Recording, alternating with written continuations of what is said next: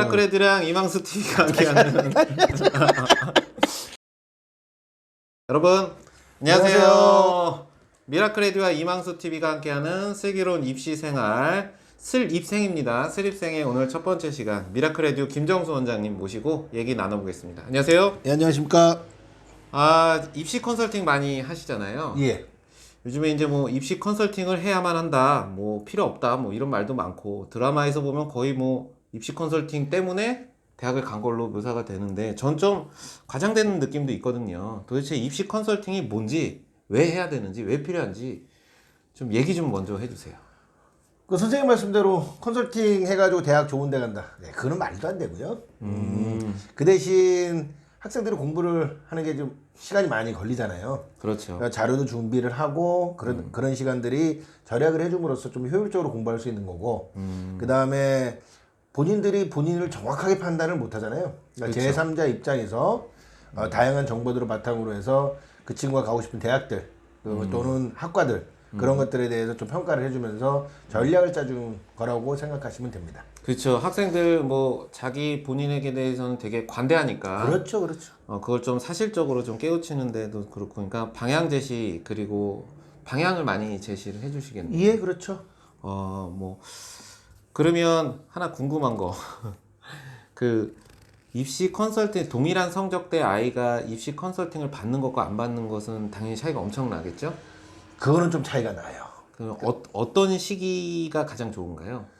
뭐 빠르면 빠를수록 제일 좋겠죠. 뭐 1학년들 같은 경우는 학과 선정부터 시작해가지고 목표를 설정해 주는 거. 2학년들은 성적이 나왔으니까 원래 본인이 고등학교 입학할 때는 스카이 뭐 이렇게 좀 목표하던 그쵸. 것이 현실적 목표로 떨어질 때 그래도 그 현실적 목표를 가져가야 될지 좀 도전해야 될지 그런 정보들이 필요할 거고 3학년들은 뭐 말할 것도 없이 입시 전략들을 짜서 자신에게 맞는 대학들 찾아주고 거기에 준비를 시켜주는 거니까 아무래도 하지 않는 것보다 하는 것이 조금 더 유리하지 않을까라는 생각을 합니다. 그리고 빨리 할수록 좋다. 그렇죠. 목표가 명확한 학생이 좋은 거죠, 결론은. 예, 대학은 아무래도 목표가 명확하고 그걸 준비를 체계적으로 하는 친구들이 좋은 성적도 받을 수 있고 그다음 좋은 대학도 갈 수 있는 거죠. 네.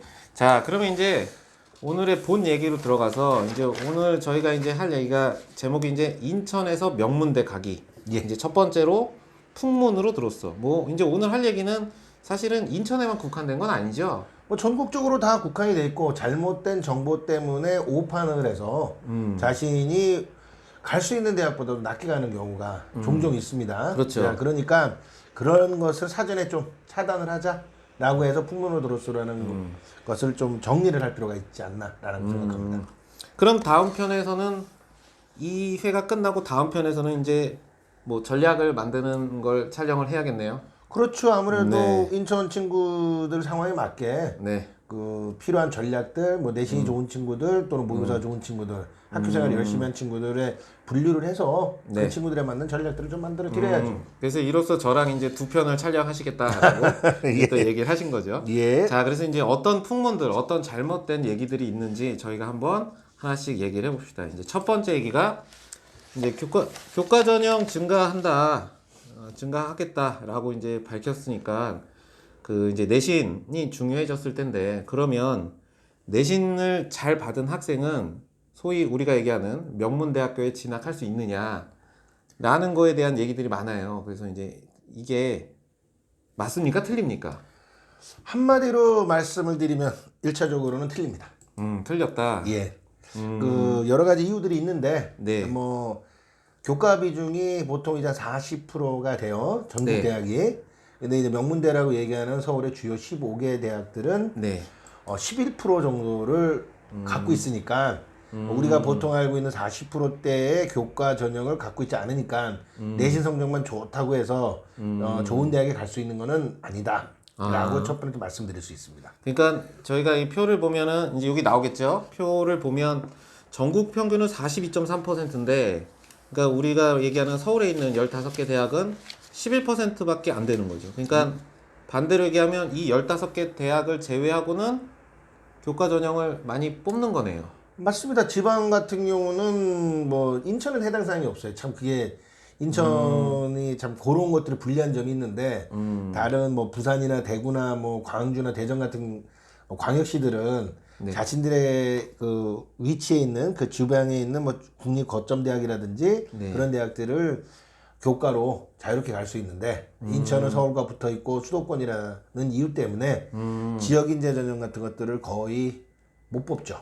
아. 되게 좀 안타깝죠. 그러면 인천 학생들이 그래서 여기서 사실은 좀 손해네요. 그렇죠. 그건 손해죠. 뭐 그렇게 되는구나. 그리고 이제 그러니까 결론은 주요 15개 대학이 아닌 것을 목표로 하는 학생들한테는 교과는 상당히 매력적인 메리트가 있는 전형이죠. 거죠? 네. 그다음에 이제 두 번째 그 최저 기준이라는 얘기를 하셨는데 그게 교과 전형에서 이제 수능 최저를 말하는 건가요? 예, 맞습니다. 수능 최저라고 하는 것은 이제 수능에 응시를 해서 대학이 요구하는 뭐 2등급 2개가 필요하다 또는 네. 3등급 2개가 필요하다. 물론 의대 같은 경우는 뭐 4개 합 5도 있어요. 네 과목 합 5등급을 만들어. 그러니까 뭐 어마무시하죠. 예, 그러면은 다 1등급이라는 얘기네요. 그렇죠. 그러니까 그렇게 이제 맞아라. 근데 제가 이제 현장에서 애들 가르치다 보면 가장 답답한 경우가 내신도 훌륭하고 진짜 열심히 준비했어요. 네. 근데 수능 날 이제 뭐 배가 아프다 또는 컨디션이 안 좋다. 그렇죠. 그러니까 수능을 이제 망쳤다라고 얘기를 하죠. 네. 근데 그렇게 돼서 최저를 못 맞춰가지고 떨어지는 경우도 꽤 많더라 이거죠. 그러니까는 예. 교과를 준비하는 친구들이라고 한다면 네. 수능 최저를 맞출 수 있는 역량을 가지고 있어야 된다. 네, 그래서 아까 말씀드린 것처럼 교과 성적이 좋은 친구는 무조건 명문대를 간다. 이 공식은 성립하지 않는다라고 보는 게 맞습니다. 그러니까 저는 대학 입장에서 보면 교과 전형만으로 학생을 이렇게 뽑는 건 학교별로 성적도 좀 편차가 있으니까 그런데 여기 이제 수능 최저를 넣으면 대학에서는 그에 합당한 절차다라고 이제 대학에서는 얘기할 수 있을 것 같고 객관적 실력을 확보하지 않았나라고 이제 평가를 하겠죠. 그리고 학생 입장에서는 사실은 학교 시험도 준비해야 되고 수능도 준비해야 되니까 사실은 학습 부담은 좀 많은 것 같고 그렇죠. 근데 뭐 서로의 입장이 있으니까 뭐 이런 것들은 뭐 감안을 해야 될 것 같아요. 아무래도 대학은 조금이라도 좀 똘똘한 친구도 뽑고 싶지 않겠어요. 그렇겠죠. 당연히. 그러니까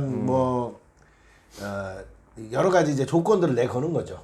조건들을 내거는데 뭐 교육 당국에서는 그거 내걸지 말라라고 얘기를 하는데 뭐 그것까지 뭐 수능 성적이 어느 정도 나와야 된다는 것까지는 못 건드리는 것 같아요. 그것까지는 교육부에서도 못 건드리는 것 같고 그래서 최저 기준을 잘 맞추느냐 그리고 아까도 말씀드린 것처럼 명문대라고 하는 주요 15개 대학은 학생부 종합 전형이 한 30% 중반대를 뽑으니까 교과 성적만 집중적으로 관리하는 것은 별로 바람직하지 못한 입시 전략이다 이렇게 얘기할 수가 있는 거죠.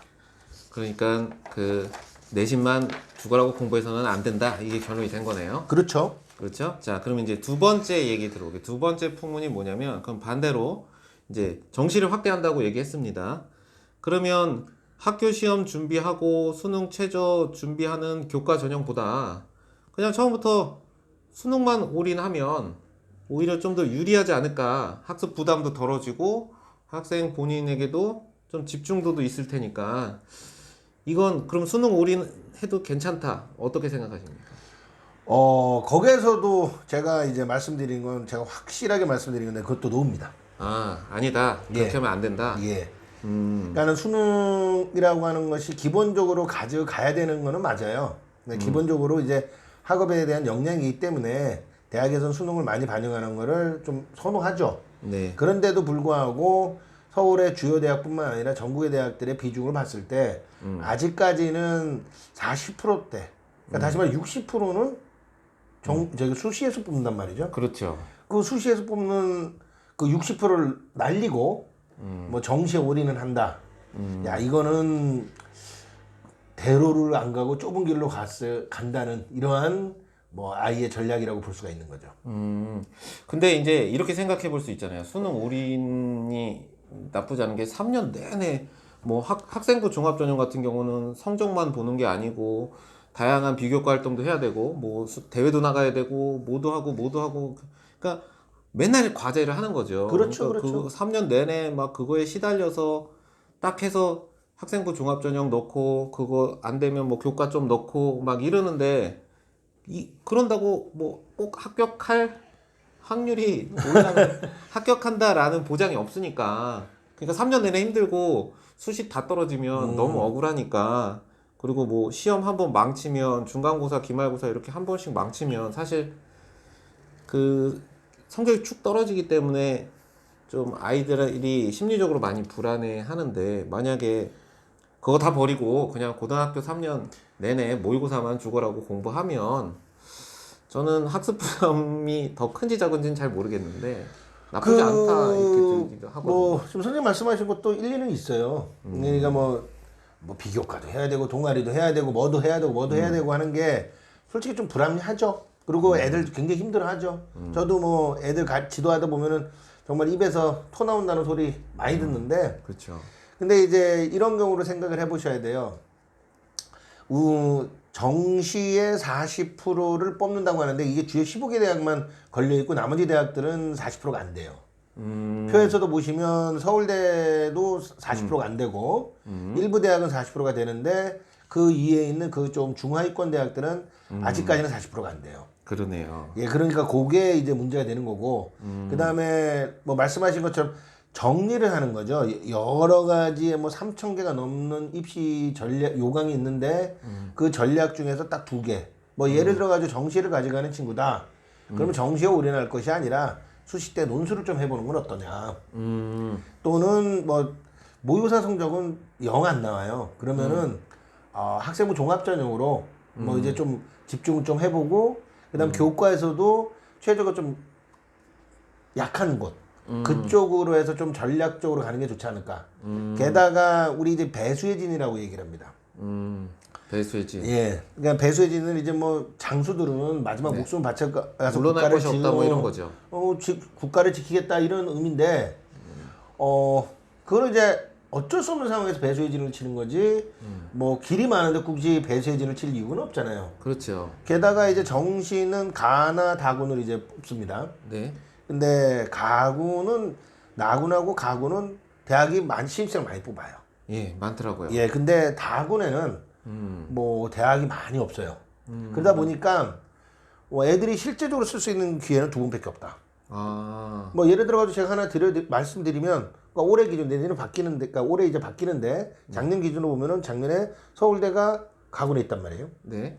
그러면 나군에 연고대가 있겠죠. 그렇죠. 자, 그러면 다군에는 서강대, 성균관대가 있으면 참 좋은데. 그렇죠. 근데 이 친구들이 성균관대, 서강대 이런 대학들 거기 없어요. 그럼 중대가 이제 바로 팍 떨어져 버려요. 그러니까 중대도 나쁜 대학은 아니지만. 그렇죠. 좋은. 예, 그래서 경영 경제만 딱 남아놓고 중대도 분할 모집을 해버리거든요. 그러니까 경영학과 갔을 때 중대 경영학과에 원래 갈 수 있는 성적 아이가 실제로 수능으로 가면 서울대 가는 아이들이 온다. 그러다 보니까 다군에서는 엄청나게 그 성적 자체가 똑같은 대학이라서 성적이 좀 올라가 버리는. 그러니까는 좀 문제가 되죠. 그리고 뭐 선생님도 아시다시피 재수생들을 이기기에 재학생들이 좀 여건이 안 좋잖아요. 그렇죠. 그리고 제가 이런 말씀드리면 우리 인천 친구들을 뭐 무시하는 게 아니라 자기네 학교 아이들도 못 이기고 전국 단위의 친구들이 이기겠다. 그거는 좀 조금 쉽지 않은 전략이죠. 그래서 정시도 준비하는 학생이라도 네. 수시를 완전히 버리지는 마라. 이렇게 이제 말씀드릴 수가 있는 거죠. 그러니까 정리해 보면 정시 지원이 원래 가군, 나군, 다군인데 가군, 나군에 집중하다 보니까 이제 주요 대학만 봐도 중앙대 정치학과, 경영경제학과만 다군에 있고 심지어 다른 학과는 다 가나에 몰리니까, 그러니까 서영고 쓰고 중앙대 거기 써야 되겠네요. 그렇죠. 그 중앙대가 성적이 엄청 높죠. 커트라인이 엄청 높아지니까. 그런 게, 그러니까 실제로는 2번밖에 쓸 곳이 없다. 뭐 실질적으로 2번이라고 이제 보시면 되는 거죠. 그러니까 수시는 6개를 쓸 수 있고, 그 정시는 3번을 쓸 수 있는데 실제로는 2번이니까 정시를 확대만 하지 말, 비율을 높이지 말고 지원할 수 있는 가나 다군을 좀 골고루 잘 분배를 그렇죠. 해야 그래도 조금 정시를에 임하는 학생들한테는 조금 유리할 수 있겠네요. 그렇죠. 그리고 이제 말씀하시는 건 재학생들은 그 지원의 수가 많은 수시를 버리고 수능에만 처음부터 올인하는 것은 사실은 지원의 기회를 좀 줄이는 스스로. 그렇죠. 그러니까 스스로 이렇게 좁은 길로 가는 거죠. 그래서 뭐 큰 길을 놔두고 작은 길로 갈 이유가 없지 않습니까? 그러니까는 작은 길로 처음부터 가는 거는 조금 지양했으면 좋겠다. 물론 뭐 내신이 턱없이 모자라가지고 네. 내신이 참 힘들어가지고 뭐 학교 생활도 열심히 못해서 어쩔 수 없이 정시로 가야 되는 경우도 있겠지만 네. 1학년 때부터 차근차근히 준비한다면 네. 정시 올인, 정시러라고 얘기하잖아요. 네. 그러한 경우는 조금 발생하지 않을 것 같습니다. 아, 네, 알겠습니다. 자, 오늘은 이제 저희가 두 가지 테마를 가지고 얘기해 봤어요. 그러니까 잘못된 사실들, 첫 번째 이제 교과 전형 관련돼서 얘기했었고, 두 번째 이제 수능 정시 확대되는데 수능 올인하냐 이런 얘기. 여러분들 잘 이해가 되셨을 거라고 생각합니다. 다음 시간에는 저희가 아까 말씀드렸듯이 이제 그러면 다양한 입시에 맞춰서 내가 원하고자 하는 목표대로 이제 입시 전략을 어떻게 세워야 하는지에 대해서 이제 다시 한번 모시고 저희가 인천에서 명문대 가기 두 번째 얘기를 촬영하도록 하겠습니다. 여러분 오늘 시청하시느라고 대단히 감사합니다. 다음에 뵐게요.